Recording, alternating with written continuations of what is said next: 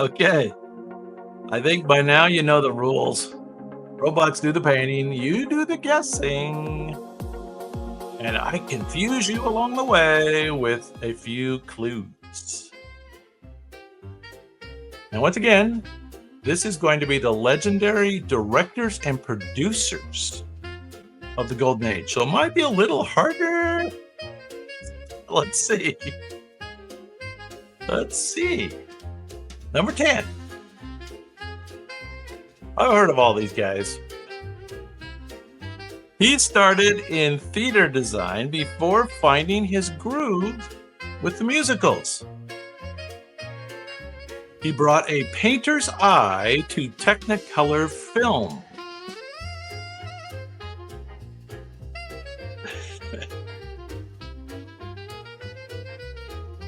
He directed Meet Me in St. Louis and An American in Paris.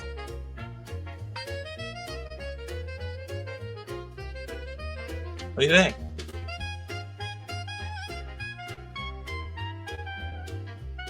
He married Judy Garland and fathered another star. Those are good clues. His films felt like dreams that knew how to dance. This is the big dance musical guy. Married Judy Garland. And he fathered another star. Anybody remember this guy's name, though? He's the guy, but nobody remembers him. There you go, Riley. Very good. Way to save it for the team. Who knows his first name? Anybody?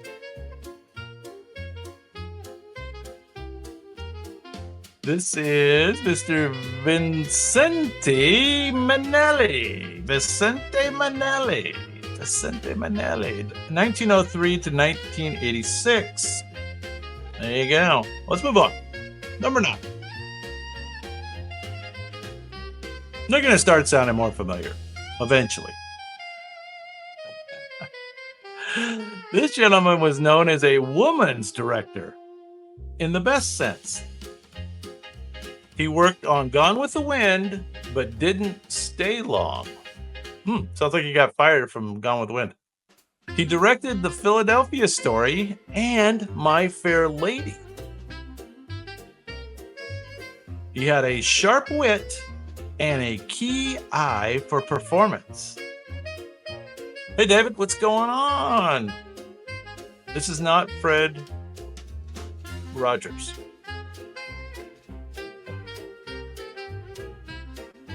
Anybody know who this gentleman is? Many of Hollywood's strongest female roles passed through his lens. Why he's known as the woman's director. He probably did pretty well with the ladies. This is Mr. George Cukor. Is anybody that's not familiar to anybody? George Cukor. Cukor helped define the Golden Age's femininity on screen. His mastery with dialogue and character made the stars shine. Yeah. This is Harvey Weinstein's dad. Mr. George Cukor. Who knew? There he is.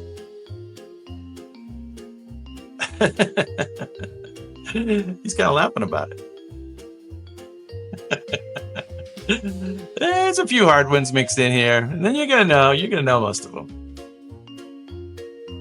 Let's see if you know this one. You know, if we had some aficionados in the house, if the doctor was in the house, this gentleman could direct any genre, and often did. He gave the world his Girl Friday and Rio Bravo. He helped launch the careers of Bogart, Grant, and Bacall. His dialogue snapped like gum, and his pacing never lagged. He made movies where women were just as tough as men. Does he look familiar to anybody? Girl Friday and Rio Bravo launched the careers of Bogart, Grant, and Bacall. He made movies where women were just as tough as men. Yeah, and he has a pipe. That was a big thing back then. Anybody know? Going once, going twice. This is Mr. Howard Hawks. Howard Hawks, of course. 1896 to 1977. Hawks didn't just dabble across genres, he dominated them. His films were witty, muscular, and unpretentious fun. Howard Hawks. How soon we forget. Kind of looked like Jimmy Stewart a little bit with the pipe and all.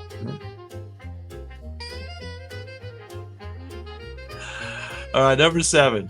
Now this name's more familiar. He didn't direct, but he made sure everyone knew his name. He was a producer.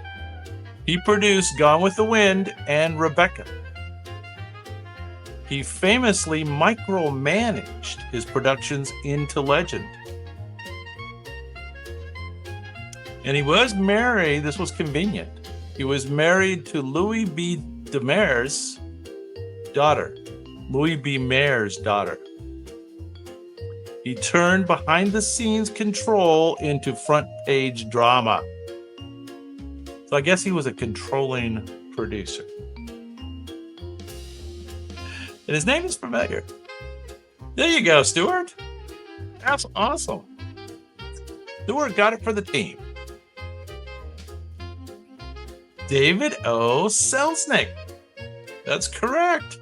Born in 1902 and passed in 1965.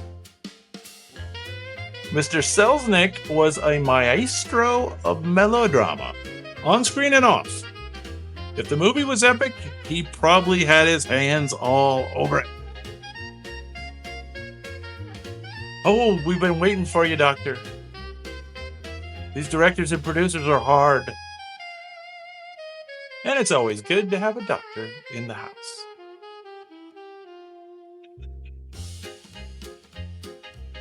All right.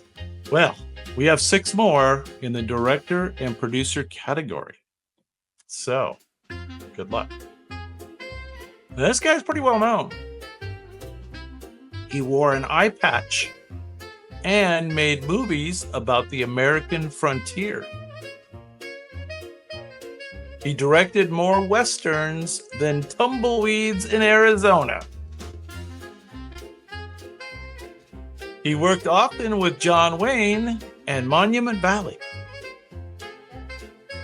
He won 4 Oscars for Best Director, a record. Yeah, Doctor. I knew they needed you. The Searchers and the Grapes of Wrath bear his rugged stamp. Yeah, Stuart. Close. Close on the spelling, Stuart. It's hard to get Ford wrong, though, right? You know, you gotta get that one right. Yeah. John Ford, of course, born in 1894 and passed in 1973. Mr. John Ford mythologized the West with both poetry and grit. He made loneliness look beautiful through a dusty lens. Yeah, he was the director on all those early Westerns, right? The Stagecoach, I think, if I'm not mistaken, with John Wayne, right? This are the Searchers. The Searchers. That's what it was. And the Grapes of Wrath, of course. There you go. Mr. Ford. A happy guy. All right, top 5. Now, you'd think we could get these. Top 5 directors and producers of the Golden Age. Here we go. This gentleman thought bigger and then thought bigger again. This is the guy who directed the 10 Commandments. and he did the movie twice.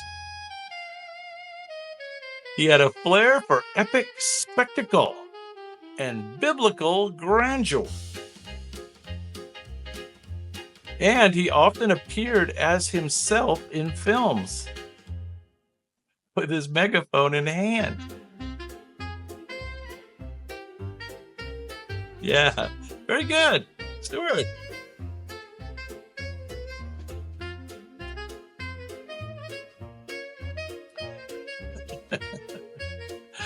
Correct. Correct, you guys are. Parting the Red Sea? Yeah, that was him. And you are correct. It's Mr. Cecil or Cecil. I believe Cecil's the male version, right? Cecil B. DeMille. Cecil B. He's an old guy. Born in 1881. Passed in 1959. DeMille made God-sized movies before there was CGI. He showed Hollywood that spectacle could be its own religion. There he is. He didn't look that old there.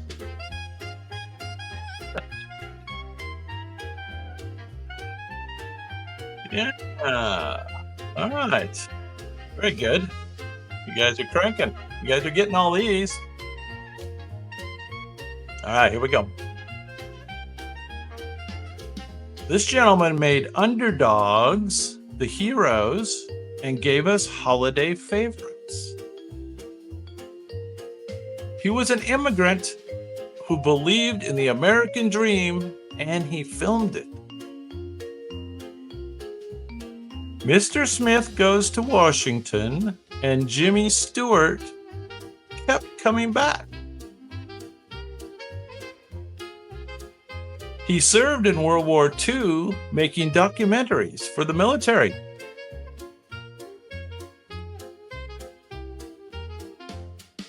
Who knows who this is? Who did Mr.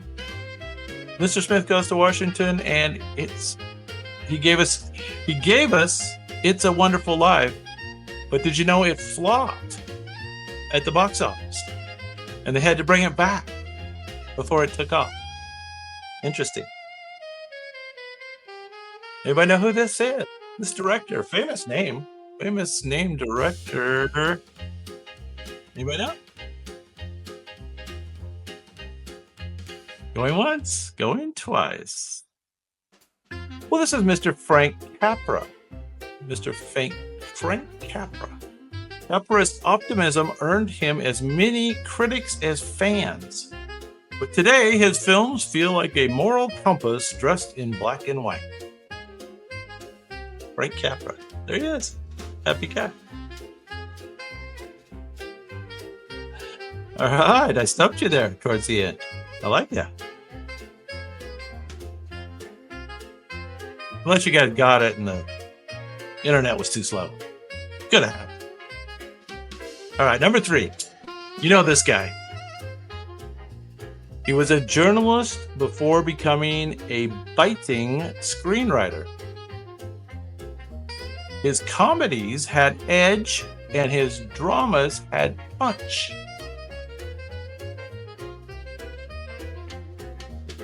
He directed Sunset Boulevard, Some Like It Hot, and The Apartment. He made Nobody's Perfect feel like a profound philosophy.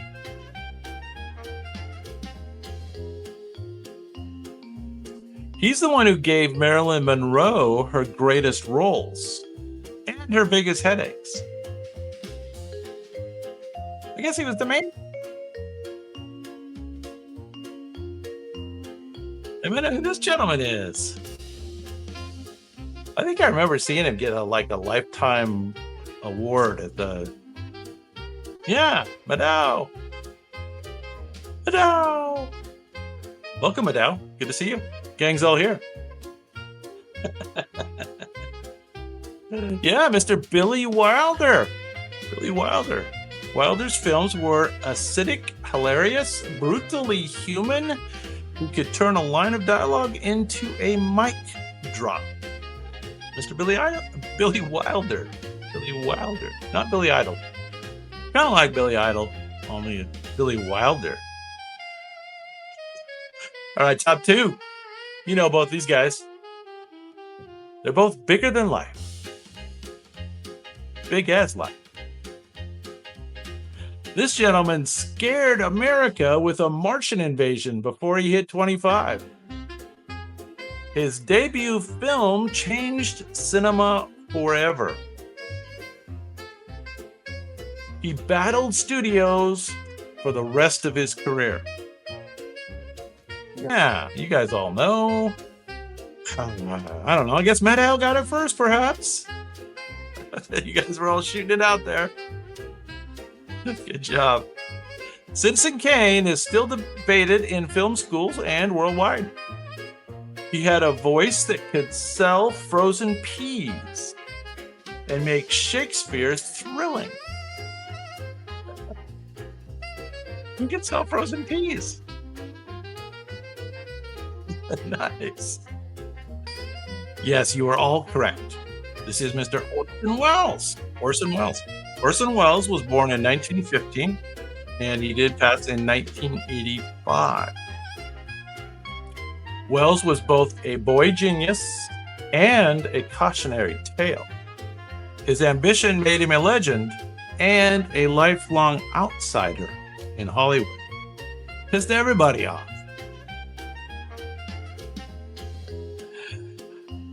Yeah, you guys all got that, and I think you're right. I think my dad had it by an inch. Mr. Orson Welles. All right, number one, with a bullet, as usual. This gentleman made cameos in nearly every one of his films. He turned suspense into an art form and bathrooms into nightmares. He directed Psycho, Rear Window, and Vertigo. Correct. You guys all know this one. Maddow again. Barely. Everyone else is right there. Stewart, O'Reilly, Rhombus, Doctor. They called him the master of suspense, and he did earn that title. There he is, Mr. Alfred Hitchcock. Born in 1899 and passed in 1980. Hitchcock didn't just direct thrillers, he redefined them. His influence looms over every twist, scream, and shadow in cinema. Mr. Alfred Hitchcock is number one in our directors and producers of the golden age of Hollywood.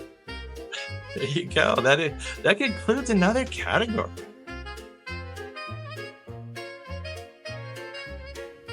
Yeah. Austin Powers meets Nemesis. Dr. Evil, yeah. Looks like Dr. Evil.